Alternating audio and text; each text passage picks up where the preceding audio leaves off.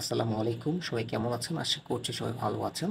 Freelancing Bangla কোর্সের আরও একটা নতুন ক্লাসে সবাইকে ওয়েলকাম। আজকে আমাদের টপিক হচ্ছে প্রুফ রিডিং কি জিনিসটা এবং সেটা আসলে কীভাবে কাজ করে কন্টেন্ট রাইটিংয়ের উপর এই ব্যাপারটা দেখার জন্য যারা আগের ভিডিও দেখেন নাই, সো প্লিজ আমাদের ফ্রিল্যান্সিং বাংলা ফুল কোর্স এই প্লেলিস্টটা চেক করবেন। অন্যথায় কিন্তু আজকের ভিডিওটা আপনি বুঝতে পারবেন না, যেহেতু আমাদের ভিডিওগুলো স্টেপ বাই স্টেপ যাচ্ছে। এবং আমরা গত ক্লাসে কিন্তু কন্টেন্টের প্রজেক্ট দেখেছিলাম এবং আজকে আমাদের প্রুফ রিডিংয়ের ব্যাপারটা দেখার জন্য আসলে মেক করছি। অ্যান্ড আমরা পরবর্তী ক্লাসে কিন্তু কন্টেন্টের ছবি, ইনফোগ্রাফিক এই ব্যাপারগুলো দেখবো। এরপরে কিন্তু কিওয়ার্ড রিসার্চ এবং প্ল্যানিং খুব ইম্পর্টেন্ট, এসইও খুব ইম্পর্টেন্ট, এগুলো ব্যাপারটা দেখবো। এরপরে আমরা প্রজেক্ট রয়েছে, দ্বিতীয় প্রজেক্ট, এবং আমরা পোর্টফোলিও মেক করে ফেলবো।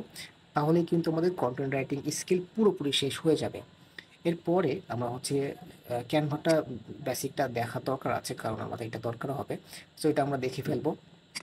এরপরে আমরা ডাটা এন্ট্রি স্কিলটা শিখে ফেলবো, মানে আমরা মার্কেট প্লেসে ঢোকার জন্য এই দুইটা স্কিল ইউজ করব। একটা হচ্ছে আর্টিকেল রাইটিং বা কন্টেন্ট রাইটিংয়ের ক্ষেত্রে, আর data skill, data entry.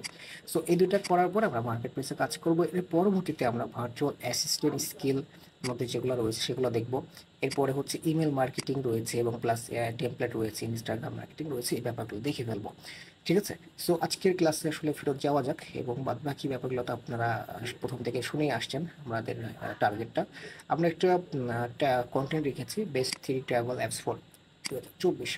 So এগুলো কিন্তু, এটা কিন্তু একটা কপি, আমি কিন্তু একটা ওয়েবসাইট থেকে কপি করেছি আপনাদেরকে দেখানোর জন্য আজকের মূল বিষয়টা কি। এবং দেখেন, প্রুফ রিডিংটা ব্যাপারটা কি সেটা আগে জানা দরকার আছে, যে আসলে আমি কিন্তু এটা কপি করে এনেছি একটা ওয়েবসাইট থেকে। এবং দেখেন, আমি কিন্তু গামালি একটা এক্সটেনশন ইউজ করছি। আমার গামালি সম্পর্কে আমরা বলেছি টুলসের ক্লাসে বলেছিলাম। তো আপনারা চাইলে এক্সটেনশন ইউজ করতে পারেন, যদি আপনারা ক্রোম ইউজ করতে পারেন, ক্রোমের জন্য রয়েছে। এবং এইখানে যেটা হয়, আপনাকে গ্রামারটা আসলে যেখানে লিখছেন গুগল ডকে, আপনি এখান থেকে কিন্তু সংশোধন করতে পারেন চাইলে। হ্যাঁ, এটা অনেক ক্ষেত্রে আসলে আপনার জন্য হেল্পফুল হবে। সো আমরা যদি গুগলে গিয়ে what is content writing proof reading দিয়ে সার্চ করি, তাহলে গুগল আমাকে যেটা বলবে সেটা একটু দেখে নেন। গুগল আমাকে বলছে যে এটা হচ্ছে একটা আপনার ইরো সংশোধন করার ব্যাপার, মানে আমরা কোনো একটা পাবলিশ করব তার আগে, মানে দেখেন, আপনার কোনো একটা পোস্ট পাবলিশ করবেন তার আগে যে পরীক্ষা করা হয় কোনো ত্রুটি আছে কিনা, সেটাকে বলা হয় প্রুফ রিডিং। তো আমরা যে এই পোস্টটার ক্ষেত্রে একটু হিসাব করি, এই পোস্টটার ক্ষেত্রে দেখেন যে ভুলগুলো আছে, নর্মাল ভুল, গ্রামাটিক্যালি যে নর্মাল ভুলগুলো থাকে সেগুলো আমরা কিন্তু গ্রামাটিক্যালি আমরা গামালি দিয়েই কিন্তু ইউজ করতে পারছি, মানে এটা খুব বেসিক লেভেলের ব্যাপার। সেটা কিন্তু আপনারা গত ভিডিওতে দেখেছেন।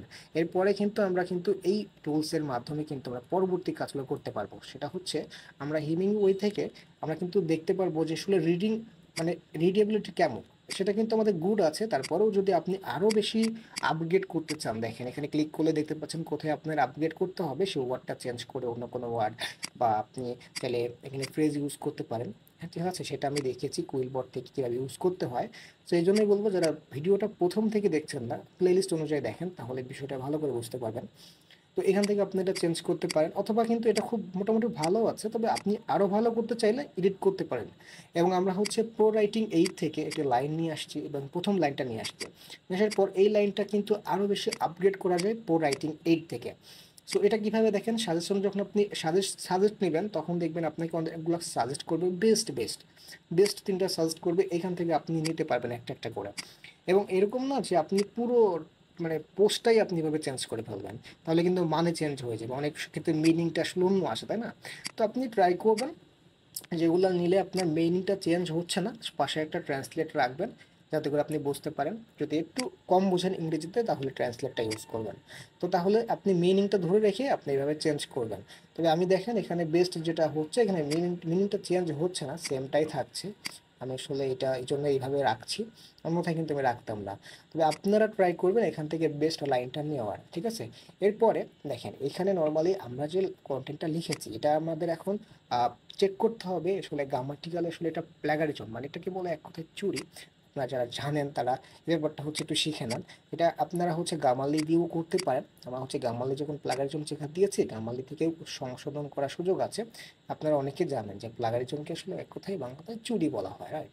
সো এই কথা হচ্ছে যে আমি কোথাও থেকে চুরি করে এনেছি কিনা এই কন্টেন্টটা, যদিও এটা কিন্তু চুরির একটা কন্টেন্ট, আমি কিন্তু প্রথমে বলেছি এটা কপি করে এনেছি।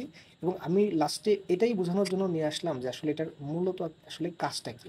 আপনি চাইলে কপি স্কেপ ইউজ করতে পারেন, কিন্তু যখন আপনি মার্কেট প্লেসে কাজ করবেন এইটা কাজ করবেন, কারণ আপনি ক্লায়েন্টের ওয়েবসাইটের ব্লগ লিঙ্কটা সরাসরি নিয়ে চেক করবেন যে আসলে তার ওয়েবসাইটটা কেন র্যাঙ্ক করছে না, এসইও ব্লগে কি সমস্যা আছে। সরাসরি এখানে কিন্তু আপনি ওয়েবসাইটের লিঙ্কটা পেস্ট করে চেক করতে পারবেন যে তাদের ওয়েবসাইটে কি সমস্যা আছে এবং আপনাকে কি সলভ করতে হবে। এটা পরে ব্যাপারটা দেখছি আমরা, এটা আমি দেখে রাখলাম। এবং প্লাগরিজম চেকারে আসার পর দেখতেই পাচ্ছেন এখানে সমস্যাগুলো এখানে কিন্তু ফাউন্ড হয়েছে।